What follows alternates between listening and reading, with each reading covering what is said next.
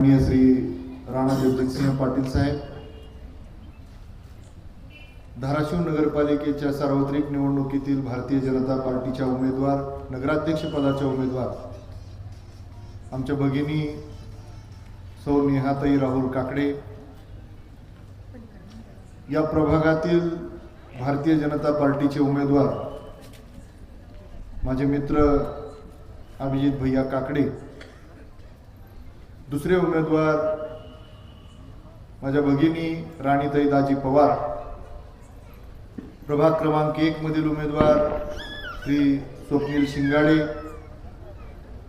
प्रभाग क्रमांक 1 मधील दुसरे उमेदवार सौ सुजाता प्रकाश पवार, प्रभाग क्रमांक 5 मधील उमेदवार माझ्या भगिनी पूजाताई मनोज मुदगल, या ठिकाणी उपस्थित असलेले या सभेचे अध्यक्ष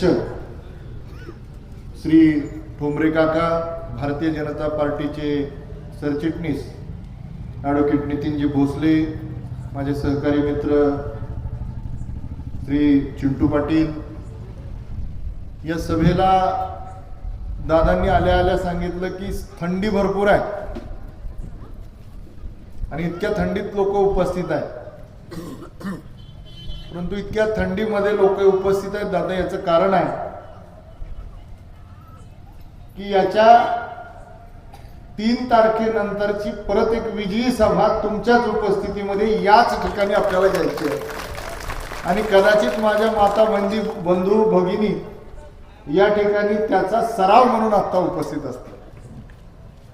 मी तर असं ठरवलं होतं की आपल्याला प्रचार सभा घ्यायचीच नाही,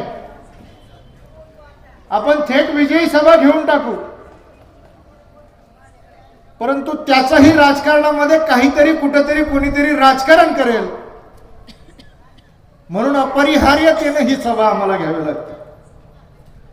माझे सहकारी मित्र अभिजित काकडेंना आता त्यांनी सांगितलं की मला बोलता येत नाही आणि थोडेफार शब्द वापरून ते थांबले. मी म्हणले बोलता येत नाही, आता मी थांबतो.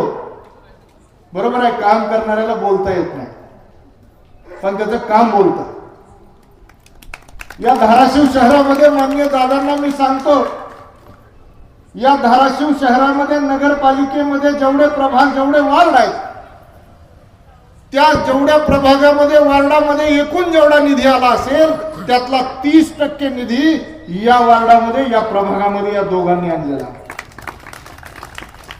आणि माननीय आमदार, माननीय खासदार वारंवार इथे येतात, नारळ फोडतात, उदबत्ती लावतात, पूजा करतात, सभा करतात, भाषण करतात. साहेब, आम्ही 9-9.5 कोटी रुपयाचा इथे निधी आणला. आमच्यातला कुणी साधा कार्यकर्ता सुद्धा तिथे जाऊन नारळ वाढवायला गेला नाही. आमचं हित, आमचं काम आणि आमची बांधिलकी या प्रभागातल्या नागरिकांसोबत आहे. आम्ही हे केलं, आम्ही ते केलं, आम्ही हे सांगण्याचा कधीच प्रयत्न केला नाही. परंतु आज या भागातले, परिसरातले रस्ते बघितले, या भागातल्या परिसरातल्या लोकांच्या राहणीमानाकडे, जीवनमानाकडे, त्यांच्या दैनंदिन जीवनमानाच्या उंचावण्याकडे जर आम्ही बघितलं तर मला वाटतं की सर्वाधिक निधी 9-10 कोटी रुपयाचा हा क्वचितच कुठल्या मतदारसंघामध्ये, कुठल्या भागात गेला असेल. आणि या सगळ्या परिस्थितीमध्ये आपण सगळ्यांनी बघितलं असेल की इथं निधीची कमतरता पहिल्या 5 वर्षात आलीच नाही. इथून पुढच्या कालखंडातही निधीची कमतरता येणार नाही. परंतु सांगण्याचा सातत्याने एकच प्रयत्न केला जातो, आम्ही हे केलं, आम्ही ते केलं. तुमची बांधिलकी कुणाशी आहे, तुमची काम करण्याची पद्धत काय आहे, तुम्हाला नेमकं काय करायचं आहे. इथल्या लोकांना मत नगरसेवकाला द्यायचं आहे आणि नगरसेवकच निवडून द्यायचा आहे, परंतु तुमची भावना मत नगरसेवकाला आणि जन्म ठेकेदाराला तुम्हाला द्यायचा आहे. आमच्याकडे कोणी ठेकेदारी करणारा नाही. मी याच परिसरात, याच भागात राहतो. मी कधी इथल्या नगरसेवकांना किंवा कुणाला विचारलं नाही. मी फक्त निधी आणण्यासाठीचा प्रयत्न केला आणि निधी आणल्यानंतर मी कधीच विचारलं नाही की हे काम कुणी करताय, हे काम कुणाला दिलंय, हे काम किती रुपयाचं आहे. मी कधीच विचारायचा प्रयत्न केला नाही. लोक यायची, लोक भेटायची, लोक कामं सांगायची, मान्य राणादादांच्या माध्यमातून परत एकदा जिल्हाध्यक्ष व्हायची संधी मला प्राप्त झाली। या परिसरातल्या लोकांची सेवा करण्याची परत एकदा या केंद्रातल्या राज्यातल्या सरकारच्या माध्यमातून सेवा करायची संधी मला प्राप्त झाली। इथल्या लोकांना, इथल्या रहिवाशांना, इथल्या नागरिकांना तळमळीनं कळकळीनं हात जोडून माझी विनंती आहे की ज्याचं देशात सरकार आहे, ज्याचं राज्यात सरकार आहे, त्याचंच सरकार नगरपालिकेमध्ये सुद्धा असलं पाहिजे। नेहाताई सारखा एक चांगला, उत्तम, सक्षम उमेदवार माननीय आमदार राणा जगजितसिंह पाटील साहेबांनी आणि भारतीय जनता पार्टीनं या शहरामध्ये भारतीय जनता पार्टीचा उमेदवार म्हणून तुमच्या समोर उभा केला आहे। एका सामान्य कुटुंबातून आलेली ही गृहिणी, बांधकाम कामगार करणारे हरिभाऊ काकडेंची सून, राहुल काकडेंची युवा मोर्चाच्या जिल्हाध्यक्ष असलेल्या साधारण कार्यकर्त्याची, राष्ट्रीय स्वयंसेवक संघाचं काम करत असलेल्या संघ स्वयंसेवकाची पत्नी, राहुल काकडे समर्थनगर भागामधनं नगरसेवक म्हणून मागचे 5 वर्ष झालं काम करताय आणि त्याच्या हाताला हात लावत, खांद्याला खांदा लावत ही गृहिणी त्याच्या सोबत समाजकार्य करते आहे आणि तिच्या कामाची ओळख म्हणून राणादादांनी त्यांना नगराध्यक्ष पदाची उमेदवारी दिली। आपल्या सगळ्यांची नैतिक जबाबदारी आहे की एका साध्या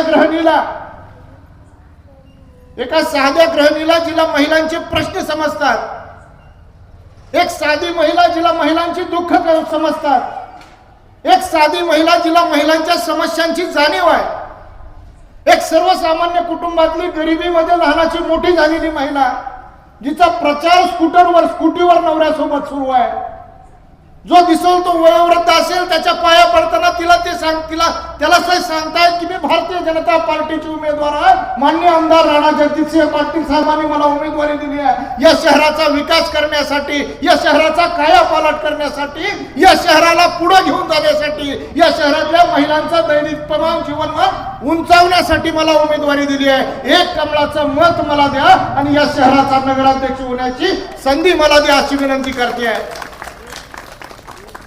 नेहाताई माझी लहान बहीण आहे, या व्यासपीठावरच्या सगळ्या बहिणी आहेत माझ्या, या तुमच्या आमच्या बांधिलकी असणाऱ्या, या समाजाप्रती बांधिलकी असणाऱ्या बहिणी आहेत। भारतीय जनता पार्टीच्या कमळाच्या 3 बटनाला तुम्हाला स्पर्श करायचा आहे, ते 3दा बटन दाबायचं आहे, 2 नगरसेवकांसाठी, 1 नगराध्यक्षासाठी। तुम्हाला माहित आहे अ वर्ग नगरपालिका असणारी ही भारतीय जनता पार्टीची नगराध्यक्ष ज्या वेळेला होईल, 3 तारखेला नेहाताई ज्या वेळेला भारतीय जनता पार्टीतर्फे या शहरामध्ये नगराध्यक्ष म्हणून निवडून येतील, अ वर्ग असणारी ही नगरपालिका पालकमंत्र्याच्या शेजारी खुर्चीवर बसणार आहे आणि तुम्हाला ती मतदान करून तिला तिथं पाठवायचं आहे। ही अ वर्ग असणारी नगरपालिका आहे। माननीय आमदार राणा जगजितसिंह पाटील साहेबांच्या माध्यमातून 140 कोटी रुपयाचा निधी आपल्या या शहराला प्राप्त झाला आणि आता अभिजित भैयांनी जसं सांगितलं, दादा या भागामध्ये 9-9.5 कोटी रुपये आपल्या माध्यमातून आम्ही आतापर्यंत आणलेत। या 140 कोटी रुपयामध्ये सुद्धा 14 रस्ते, 14 कामं या 140 कोटीमध्ये आहेत आणि मला वाटतं की ही कला ह्या अभिजितला आणि दाजाप्पाला चांगली जमली। कुठलाही निधी यायचा आणि त्याच्या याद्या करायचं म्हणलं की सगळ्यात आधी आपल्या वॉर्डातली रस्ते टाकतात आणि कोणी विचारलं की त्याला सांगतात नाही दत्ताभाऊंनी सांगितलं करावंच लागतंय आणि त्या माध्यमातून 14 कामं, इतर प्रभागामध्ये इतकी कामं असतील नसतील मला माहित नाही, परंतु 14 कामं जर एका निधीच्या माध्यमातून आपल्याला होणार असतील, दादांनी आता पत्रकार परिषदेमध्ये आम्ही दादांनी मिळून पत्रकार परिषद झाली, दादांनी सांगितलं की आपला संकल्प आहे, आपण कटिबद्ध आहे, आपण वचननामा देतोय, आपण वचन देतो या जनतेला की या जनतेचं या शहरातलं जीवनमान उंचावलं पाहिजे। 5 प्रमुख विषयामध्ये दादा त्यांच्या भाषणात मांडतील, 5 प्रमुख विषयामध्ये आपण पुढे जाणार आहोत, 5 प्रमुख विषयामध्ये या शहराला आपण पुढे घेऊन जाणार आहोत। हे शहर धाराशिव शहर या मराठवाड्यामध्ये एक आदर्श शहर बनलं पाहिजे। हे शहर, हे धाराशिव शहर महिलांच्या जीवनमानासाठी असेल, तरुणांच्या रोजगारासाठी असेल, वयोवृद्धांच्या आरोग्यासाठी असेल, हे शहर, ही नगरपालिका यांच्यासाठी, यांच्या विकासासाठी काम करेल आणि म्हणून भारतीय जनता पार्टीचे प्रभाग 5 मध्ये असतील, 4 मधले असतील, 1 मधले असतील, जे सर्वसामान्य कुटुंबातले निवडलेले भारतीय जनता पार्टीचे उमेदवार आहेत, या उमेदवाराच्या पाठीशी तुमचे मताची पुण्य आम्हाला अपेक्षित आहे. 2 तारखेला तिन्ही ठिकाणी कमळाची चिन्ह दाबून तुम्ही त्यांना बहुमताने विजयी कराल ही अपेक्षा या ठिकाणी बाळगतो आणि माझ्या वाणीला इथंच विराम देतो. आणि जाता जाता एवढंच सांगतो की भूलथापाला बळी पडू नका. कोणी काही सांगेल, कुणी कुठल्याही पद्धतीचा आमिष दाखवेल, कुणी कुठल्या समाजाचा उल्लेख करेल, भारतीय जनता पार्टीचं नेतृत्व आमदार राणादादा असतील किंवा हे सर्व उमेदवार असतील, हे भारतीय जनता पार्टीचं नेतृत्व माणसातला देव ओळखून काम करणारे लोक आहेत. त्यामुळे कुठल्याही जात धर्म पंथ संप्रदाय या विषयाने तुम्हाला कोणी बोललं, या विषयाने तुम्हाला कोणी खुणावलं, या विषयाने तुमच्या डोक्यात काहीतरी भ्रम निर्माण करायचा प्रयत्न केला तर त्यांच्या भूलथापाला बळी पडू नका. फक्त कमळाच्या चिन्हाला बटन दाबा.